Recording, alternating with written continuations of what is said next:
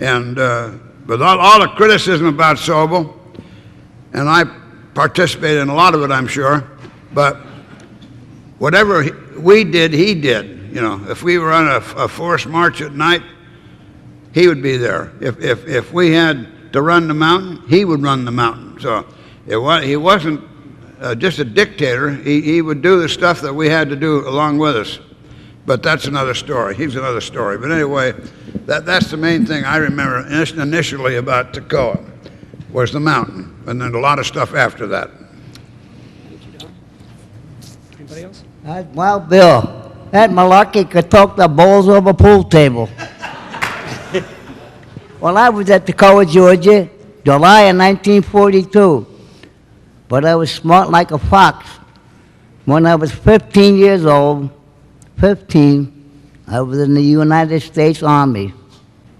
I come from a family of 10 children. I'm the baby.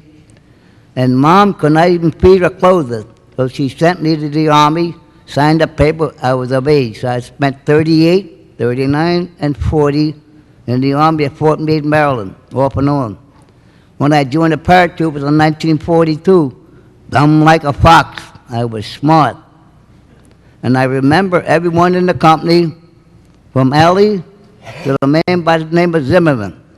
I can still see them men today when I joined the company. All I remember is Captain Sobel, what we called them. If you had 100, I think we had 850 men go through the company. 150 men made it. He was tough on you. I got to give Captain Sobel credit.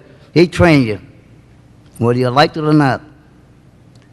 And what I can say about Captain Sobel and the men from E Company, today we have 18 men left from that company, from Toccoa, Georgia.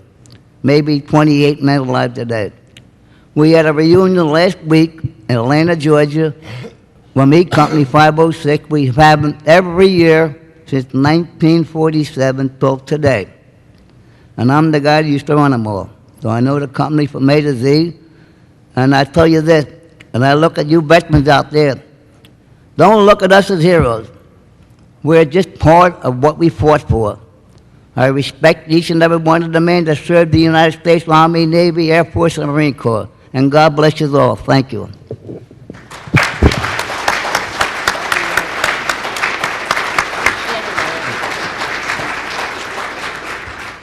Now, after the men trained and trained and trained at places like Benning, McCall, Bragg, Shanks, they went over to England, Aldeburgh, a pottery. June 6th came, that was D-Day, and most of the men on our panel were there for the invasion of Normandy, France. Now we'd like to show you a clip of what that paradrop looked like as represented in Band of Brothers, and then our panel will share some of their memories of D-Day.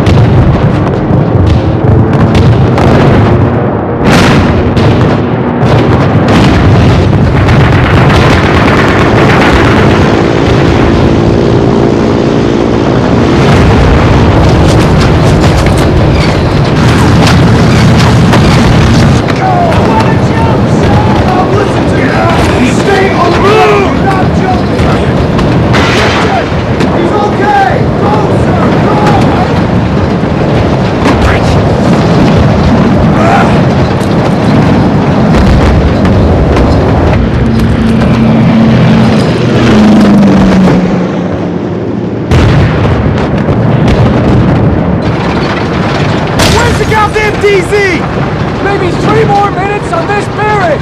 We get any lower, we ain't gonna need any friggin' parachutes!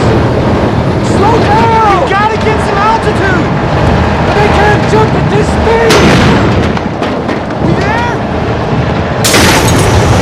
Oh, no!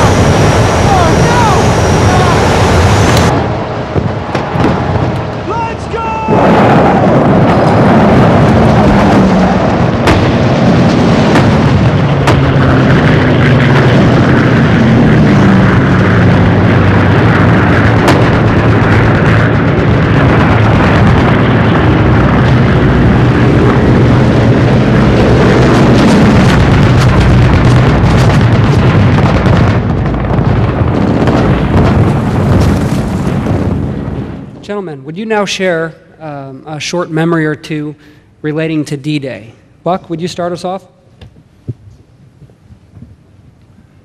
Well, I might start out by saying that that clip you just viewed, and I'm not trying to demean or denigrate the HBO series. They did a wonderful job for what they set out to do, but I have to tell you that when we made the approach over Normandy at about 1 o'clock in the morning, I was standing in the door of one of the C-47. I could see the topography and I could see other planes around us, admittedly not all of them or even a small percentage of them. They were trailed all the way back, but it wasn't quite that noisy or quite that much destruction as is depicted here. I saw a lot of flak come up. I saw tracers, smaller arms stuff.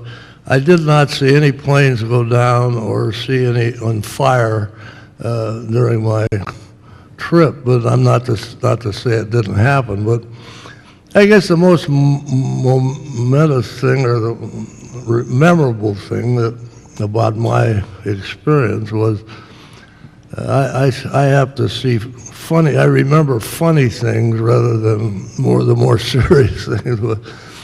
I had one of these famous leg bags that, if you've read the book or you've all heard about, strapped to my leg with a 20 feet of hand line coiled in my hand. And I had made the mistake of putting everything I had in there. I put my musette bag, my rations, my weapon, my ammunition. I had everything in except a trench knife and a canteen on my belt was in that bag. And when I went out the door, the opening shock was such that the bag went off my leg without me having to do anything about it. The rope burned my hand. I had to let go. I haven't seen it since. And it's kind of funny to me that here I am, I'm landing in France to fight the mighty German Wehrmacht that we've heard about and everything, and I got a lousy knife and a canteen. Oh, and I had a couple of D-bars or chocolate bars in one of the bag pockets on my pant leg, but anyway, none of which made me much of a formidable opponent of the German army. The first guy I run into who lands in this orchard next to me is from the 82nd Airborne. He's not from my company, he's not from my regiment, he's not even from my division. So you can get an impression of how scattered and screwed up we were, and frankly, from where I saw it, those first few hours, I don't know how we won the war.